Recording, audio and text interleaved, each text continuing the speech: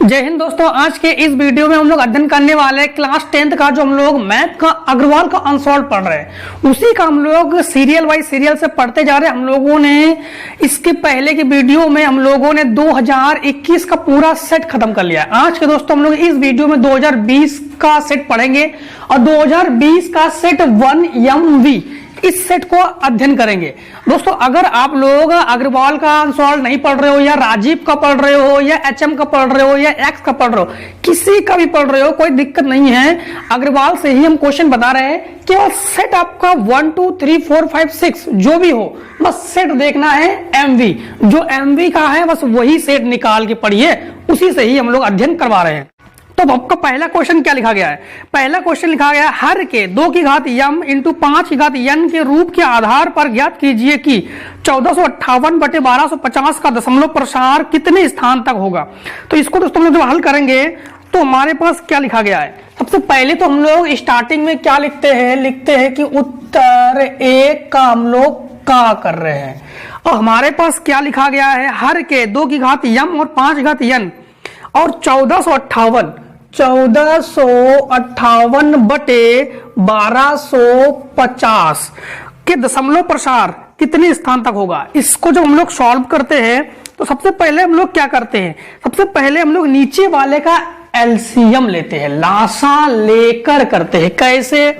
1250 है, 1250 का करेंगे लासा, तो किससे कटेगा? ये 2 से काटेंगे, 2 छिंग 12, अब 2 दूनी 4 बचा 1, 2 पंचे 10, फिर 2 से काटेंगे, 2 से नहीं काटेंगे, अब की बार 5 से काटेंगे क्योंकि लास्ट में 5 होने पर 5 से ही कटता है, इसके अलावा किसी और संख्या से नहीं कटती है वो।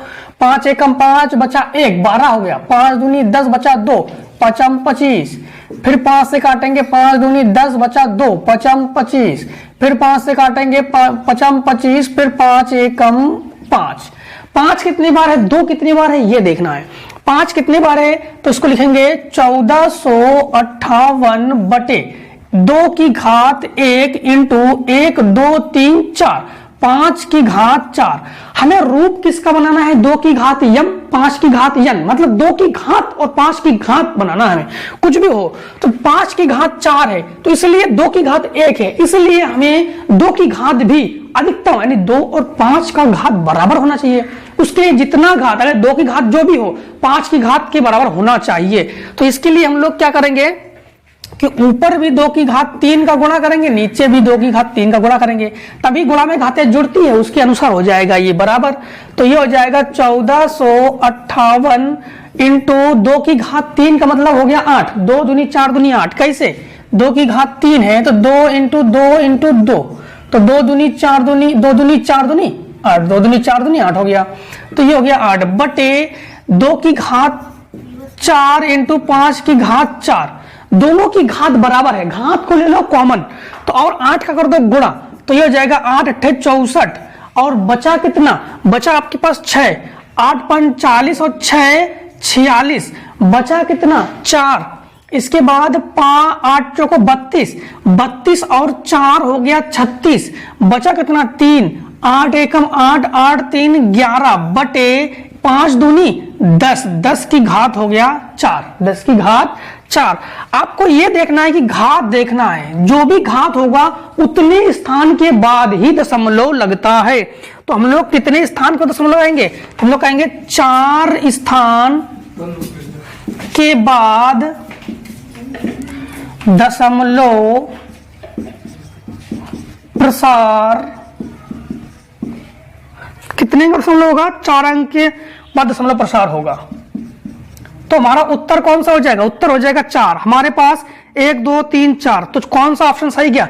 चौथा ऑप्शन सही गया। तो हम लिखेंगे चौथा और इस प्रकार से लिखेंगे 4। तो दोस्तों ये हो गया हमारे पास आंसर। जो भी 10 की घात होगा, जैसे 10 की घात यहाँ पे 4 है तो 4 ही अंक के बाद दशमलव लगेगा, और ये हो गया हमारे पास आंसर। अब हम लोग 1 का खा करेंगे।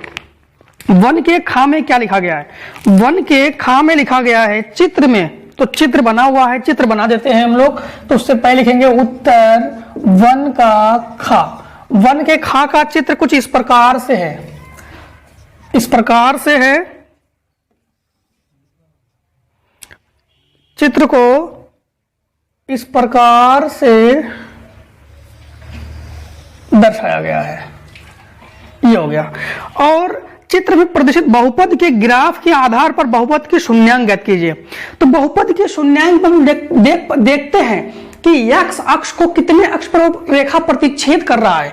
तो हम लोग देखेंगे कि एक प्रतिच्छेद कर रहा है, ये दूसरा प्रतिच्छेद कर रहा है, ये तीसरा प्रतिच्छेद कर रहा है और चौथे बार प्रतिच्छेद कर रहा है। वो जो रेखा है, ये जो प्रतिच्छेद रेखा है, वो x अक्ष को कितनी बार प्रतिच्छेद कर रहा है, जितनी बार प्रतिच्छेद करेगा उतना ही उसका शून्यांक होगा। तो इसका शून्यांक क्या हो जाएगा, 1 2 3 4। अगर एबीसीडी के रूप में दिखाएंगे तो ये हो गया ए बी सी डी, 4 बार प्रतिच्छेद कर रहा है। तो हम लोग कहेंगे शून्यांक बराबर हो गया 4। तो हम लोग कहेंगे शून्यांक बराबर क्या होगा, 4 होगा। तो शून्यांक बराबर 4। कौन सा ऑप्शन सही गया हमारे पास, ऑप्शन हमारे पास चौथा ही सही गया।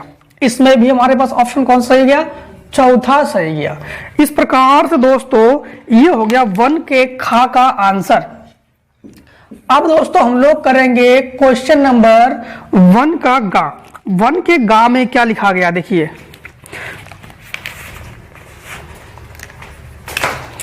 1 के गा में लिखा गया है, उससे पहले हम लोग लिखेंगे उत्तर 1 का गा। 1 के गा में लिखा गया है त्रिभुज एबीसी और त्रिभुज डीईएफ, दो ऐसे त्रिभुज है एबी बटे डीई। क्या लिखा गया है, एबी बटे डीई बराबर बीसी बटे ईएफ, बीसी बटे ईएफ बराबर एसी बटे डीएफ, एसी बटे डीएफ बराबर 4/9, 4/9। त्रिभुज एबीसी का क्षेत्रफल और त्रिभुज डीईएफ का क्षेत्रफल का मान होगा। तो ध्यान देना, त्रिभुज एबीसी का क्षेत्रफल क्या पूछा गया है, त्रिभुज एबीसी का क्षेत्रफल यानी एरिया ऑफ ट्रायंगल एबीसी और area of triangle DEF, DEF दोनों का क्षेत्रफल हमसे पूछा गया है। तो ध्यान देना, त्रिभुज का क्षेत्रफल जो होता है उसके भुजा के वर्ग के अनुपात के बराबर होता है। अगर त्रिभुज के क्षेत्रफलों का अनुपात उसके भुजा के वर्गों के अनुपात के बराबर होता है।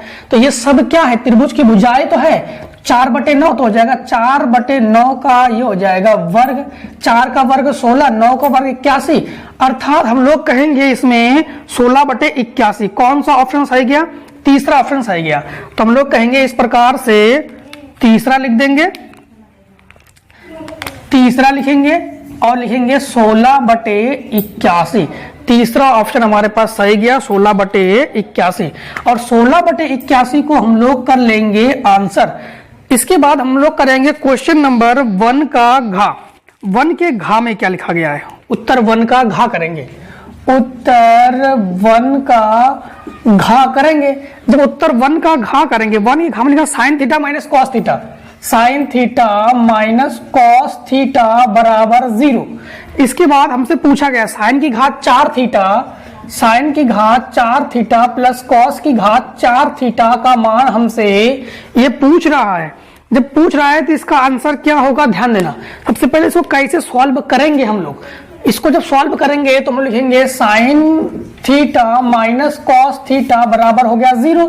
कॉस थीटा को उधर पक्षांतर कर दो तो कॉस थीटा माइनस का है, उधर पक्षांतर होने पर हो जाएगा प्लस का, तो साइन थीटा बराबर हो जाएगा कॉस थीटा। अब कॉस थीटा के गुणा में हम लोग 1 कर सकते हैं, क्यों, क्योंकि कॉस थीटा को इसके बटे में लाएंगे, क्योंकि गुणा में है बटे में आ जाएगा। तो साइन थीटा बटे कॉस थीटा बराबर हो जाएगा 1। साइन थीटा बटे कॉस थीटा फार्मूला क्या होता है, टेन थीटा, तो ये हो जाएगा टेन थीटा बराबर 1। ये जो 1 है ये किसका मान है, तो आपको बता दे कि 1 जो है ये tan 45 का मान है, tan 45 का मान होता है 1, tan 45 का मान होता है 1। तो 1 की जगह हम लोग क्या लिख सकते हैं, tan 45 लिख सकते हैं। तो ये हो जाएगा tan थीटा बराबर tan 45, तो tan से tan को कर देंगे कैंसिल, थीटा बराबर हो गया हमारे पास 45।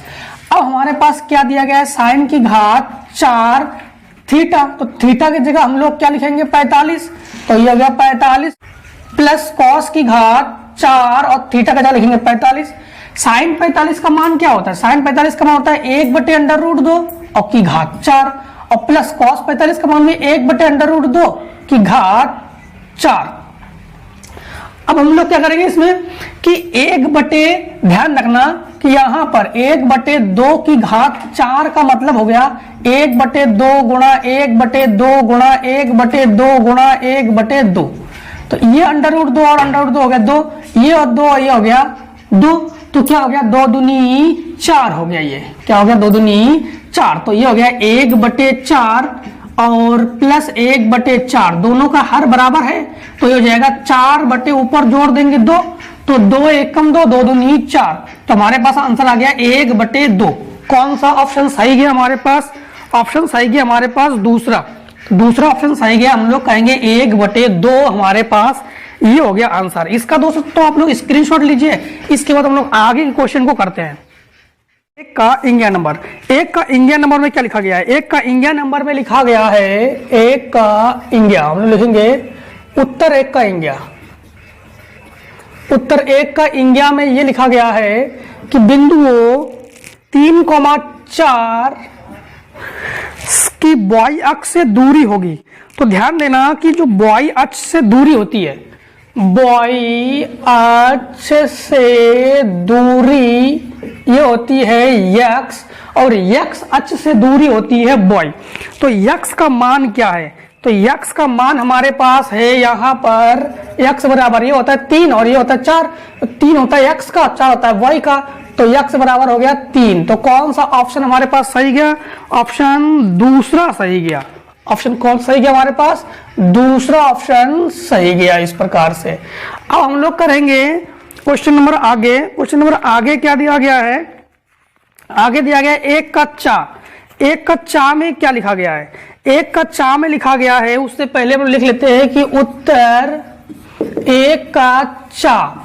1 का चा में लिखा गया है कि 52 पत्तों की फेंटी गई ताश की गड्डी में से एक पत्ता निकाला जाता है, तो इसके प्रायिकता नहीं होने की, यानी इसके इक्का नहीं होने की प्रायिकता होगी। इक्का, तो हम लोग क्या करेंगे कि सबसे पहले कुल पत्ते लिखेंगे। कुल पत्ते बराबर हो गए 52। कुल पत्ते क्या हो गए? 52। और गड्डी में से एक का ताश निकाला जाता है, यानी एक पत्ता निकाला जाता है, इसके इक्का नहीं होने की प्रायिकता। तो इक्का कितना होता है? उसमें इक्का होता है 4। इक्का कितना होता है? 4 होता है। तो हम लोग इसको इक्का होने की पहले प्रायिकता ज्ञात कर लेते हैं। तो इक्का होने की प्रायिकता, इक्का होने की प्रायिकता क्या होगा? प्रायिकता होता है अनुकूल परिस्थिति बटे कुल परिस्थिति, मतलब जो कम वाली संख्या होती है वो ऊपर होगा और अधिक वाली संख्या वो होगा नीचे। तो प्रायिकता हो जाएगा 4/52। तो 4 एकम 4 यानी 13 चौको 52, 1/13। इक्का होने की प्रायिकता 1/13 और इक्का ना होने की प्रायिकता पूछा गया है, तो हम लोग कहेंगे इक्का ना होने की प्रायिकता। ना होने की प्रायिकता में हम लोग 1 से संख्या को घटाते हैं, तो 13 एकम 13, 13 से 1 घटने पर कितना बचेगा? 12/13। कौन सा ऑप्शन सही गया हमारे पास? चौथा ऑप्शन सही गया। तो हम लोग कहेंगे चौथा ऑप्शन हमारे पास सही हो गया, 12/13। अधिकतर क्वेश्चन का आंसर चौथा ही है दोस्तों। अब हम लोग करेंगे दूसरे का। दूसरे का में भी सभी खंड को हल करना है, तो इसको लिखेंगे हम लोग दूसरे का। तो कैसे लिखेंगे देखिए, तो लिखेंगे उत्तर दूसरे का। उत्तर दूसरे का में क्या लिखा गया है कि के किस मान के लिए युगपद समीकरण 3x प्लस y बराबर 1 और 2k, दूसरा है 2k minus 1 x plus k minus 1 y बराबर 2k प्लस 1 का कोई हल नहीं। कोई हल नहीं के लिए k का मान पूछा गया। सबसे पहले ध्यान देना कि कोई हल नहीं के लिए क्या होता है, इसको हम लोग कहते हैं a1, इसको कहते हैं b1, इसको कहते हैं c1। ये हो गया a2, ये हो गया b2 और ये हो गया c2। तो a1 बराबर हमारे पास क्या होता है? ध्यान देना, सबसे पहले फार्मूला कोई हल नहीं के लिए फार्मूला क्या होता है? कोई हल नहीं के लिए फार्मूला होता है कोई हल नहीं। कोई हल नहीं के लिए होता है a1 बटे a2 बराबर b1 बटे b2 is not equals to c1 बटे c2। ये होता है फार्मूला कोई हल नहीं के लिए। जब वैल्यूज को रखेंगे तो a1 का मान हमारे पास क्या है 3 बटे a2 का मान हमारे पास क्या है k माइनस 1 बराबर b1 का मान है, इसका गुणांक लिया था हमेशा, तो y का गुणांक हो गया 1 और इसका गुणांक हो गया k माइनस 1 और नॉट इक्वल्स टू में इसका मान हो गया 2k माइनस 1 और बटे 2k प्लस 1। यानी ये दोनों, ये तो बराबर किसी के नहीं है, तो इन दोनों को हल करेंगे हम लोग। तो इन दोनों को हल करेंगे तो हो जाएगा 3k माइनस 1, 3k माइनस 1 बराबर a2 का मान हो गया 2k माइनस 1, तो इसको लिखेंगे 2k माइनस 1, तो 2k माइनस 1 और y का हो गया 1 बटे ये हो गया k माइनस 1। ये जाएगा इसके गुणा में, ये जाएगा इसके गुणा में, इसके साथ इसका गुणा होगा तो 3k माइनस 3, इसके साथ इसका गुणा होगा तो 2k माइनस 1। k को इधर पक्षांतर करो, 3 को उधर पक्षांतर करो, तो ये जाएगा 3k माइनस 2k बराबर माइनस 1, ये माइनस का उधर पक्षांतर करोगे तो प्लस का हो जाएगा। जब इसको हम लोग घटाएंगे और 3k से 2k घटाएंगे तो बचेगा हमारे पास केवल k और बराबर ये इसको घटाएंगे तो बचेगा 2, तो हमारे पास क्या आ गया k बराबर 2। ये आ गया दूसरे का आंसर। अब हम लोग दूसरे का खा करते हैं। दूसरे के खा में क्या लिखा गया है? दूसरे के खा में लिखा गया है चित्र में, यानी हम लोग करेंगे उत्तर दूसरे का खा। उत्तर जब दूसरे का खा करेंगे तो इसके लिए हमारे पास क्या दिया गया है चित्र में। तो चित्र बना है, चित्र बनाते हैं। सबसे पहले चित्र इस प्रकार से बना है, चित्र में A B D C D दिया गया है। ये हो गया ए, ये हो गया बी, ये हो गया सी और ये हो गया डी और बीच में हो गया ओ। ये हो गया है 1.5 सेंटीमीटर यानी 1.5 सेंटीमीटर। इसके बाद इन्होंने चित्र में क्या दिया गया है कि ए ओ बटे ओ सी बराबर बी ओ बटे ओ डी बराबर 1/3। यदि डीसी बराबर, और क्या दिया गया है कि डीसी बराबर 1.5 सेंटीमीटर और इन्होंने ए बी का मान पूछा गया है, तो ए बी बराबर क्वेश्चन मार्क, ए बी बराबर क्वेश्चन मार्क। अब यहां पर ध्यान रखना कि हम लोग किस प्रकार से इसको सॉल्व करेंगे। यहां पर हम लोग देख पा रहे हैं कि ए ओ बटे ओ सी बी ओ बटे ओ डी, यानी ए ओ बटे ओ सी बी ओ बटे ओ डी, ये किसका नियम है? समानुपातिकता का नियम है। और किससे है ये देखो दो भुजाएं तो है, ये भी भुजा भी भुजा, तो भुजा को हम लोग किससे लिखते हैं? अब ध्यान देना, तो उसके नियम से अनुसार सबसे पहले यहां पर ध्यान देना है कि ए ओ बटे ओ सी, तो ए ओ बटे ओ सी और बी ओ बटे ओ डी, तो हम लोग यहां पर समानुपातिकता का नियम लगाएंगे। समानुपातिकता के नियम से, समानुपातिकता के नियम से कौन सा नियम इसमें लगेगा? यश ए यश से, यश ए यश से, क्योंकि दो भुजा एक कोण है, इसीलिए हम लोग यश ए यश का नियम लगा देंगे हम लोग। तो यहां पर क्या होगा? यहां पर होगा आपके पास कि ओ ए बटे ओ सी ले लो, ओ ए बटे ओ सी बराबर बी ओ बटे ओ डी, ये किसके बराबर है? ए बी बटे डी सी, ए बी बटे डी सी हो जाएगा। इन दोनों के स्थान पर हम लोग 1/3 लिखेंगे और बराबर ए बी हमसे पूछ रहा है और डी सी का मान कितना है? 1.5, ये इसके ऊपर पहुंच जाएगा, तो ए बी बराबर क्या हो जाएगा? 1.5/3, इससे काटेंगे तो 3 बचे 15, तो 0.5 बचेगा, तो ए बी बराबर हमारे पास हो जाएगा 0.5 सेंटीमीटर। ये हम लोगों ने ए बी का मान ज्ञात कर लिया। अब स्क्रीनशॉट लीजिए, इसके बाद आगे का क्वेश्चन को करते हैं। क्वेश्चन नंबर दूसरे का गा करेंगे। क्वेश्चन नंबर दूसरे का गा को जब करेंगे तो उसमें लिखा क्या गया है? लिखा गया है कि √3 tan 12 अंश, इसके बाद cot 45 अंश और इसके बाद cot 60 अंश और इसके बाद tan 78 अंश। इसको हम लोग सबसे पहले क्या करेंगे? सबसे पहले ध्यान रखना दोस्तों, यहां पर कुछ फार्मूलेज फार्मूले जो है उसको यूज करने वाले हम लोग। फार्मूला कौन कौन सा हो गया, एक हो गया cot 45 जिसका मान होता है 1, और एक हम लोग चेंज करेंगे tan 90 माइनस थीटा से जो कि होता है फार्मूला cot थीटा, और एक फार्मूला यूज करेंगे cot थीटा जो कि होता है 1/tan थीटा। इन फार्मूले का हम लोग यूज करेंगे। कैसे यूज करते हैं देखिए, सबसे पहले √3 को √3 लिखना ही है हमें।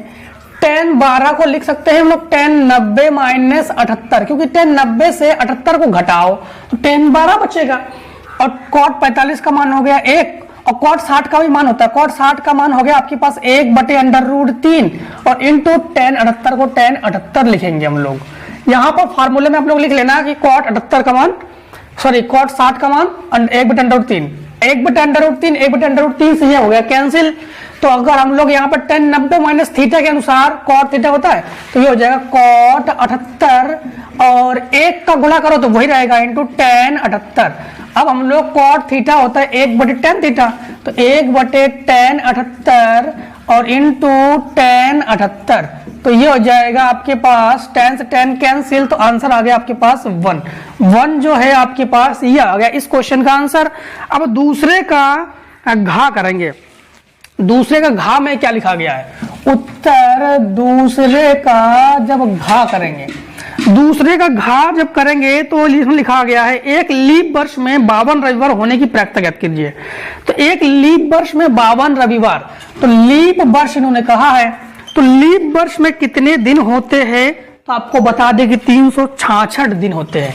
तो लीप वर्ष में कुल दिन हो गए कितने, कुल दिन हो गए 366 दिन होते हैं, जिसमें से रविवार नहीं, जिसमें से सप्ताह जो होते कितना है, क्या हो गया 52 रविवार, तो सप्ताह होते हैं 52 और प्लस 2 दिन।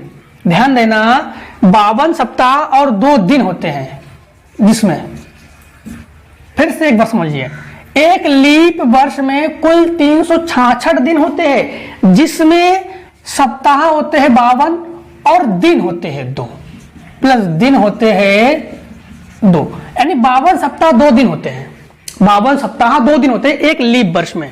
अब वो 2 दिन कौन कौन से हो सकते हैं, तो 2 दिन संभावना होती है, प्रायिकता का दूसरा नाम ही है संभावना क्या क्या हो सकता है, देखो सबसे पहले हो सकता है कि वो 2 दिन हम रविवार से स्टार्ट करते हैं, ठीक है, रविवार से स्टार्ट करते हैं। तो 2 दिन कौन कौन से होते हैं कि जैसे मान लो कि वो 2 दिन हो गए तुम्हारा आपका संडे और मंडे,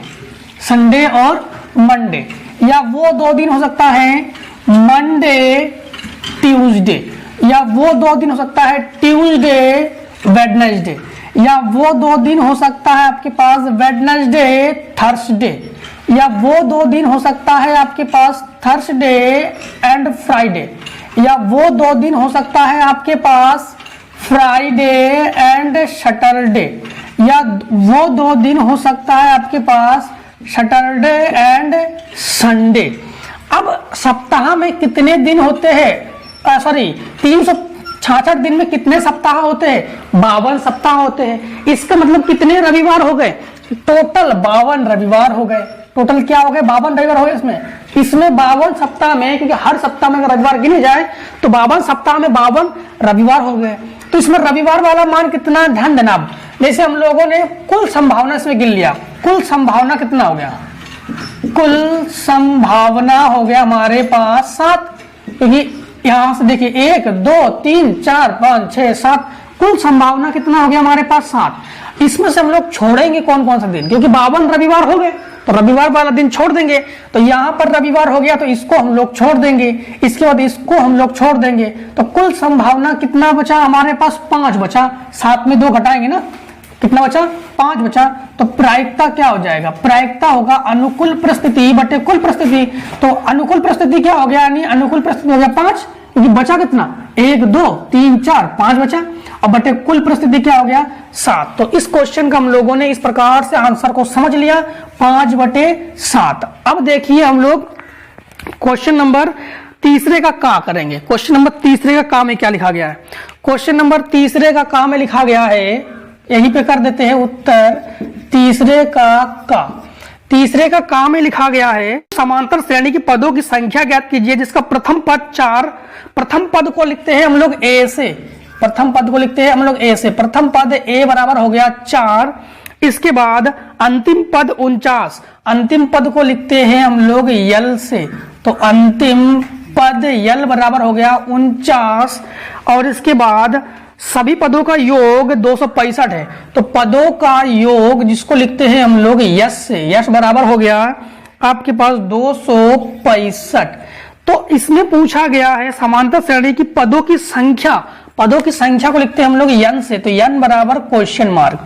तो इसमें हम लोग जो फार्मूला यूज करने वाले हैं दोस्तों, एपी में, एपी मतलब अर्थमेटिक प्रोग्रेशन यानी समांतर श्रेणी, एपी में पदों का योग, पदों का योग का फार्मूला होता है यश बराबर n/2 कोष्टक में a प्लस यल।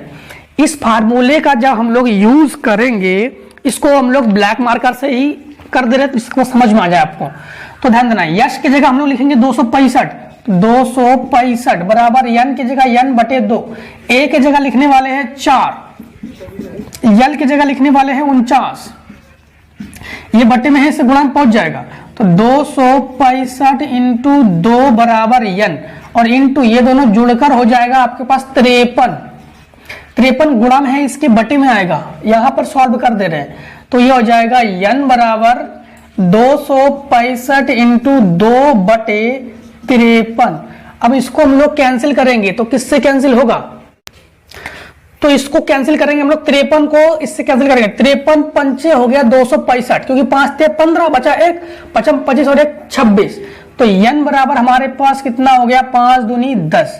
इस प्रकार दोस्तों क्वेश्चन को हम लोगों ने इस प्रकार से कर लिया है। तो दोस्तों हम लोगों ने कहां तक कर लिया है? तीसरे का हम लोगों ने कहां तक कर लिया है। तो आज के दोस्तों वीडियो में इतना ही, अब मिलते हैं नेक्स्ट वीडियो में तीसरे के खास है। चलिए जस्ट तब के लिए जय हिंद जय भारत।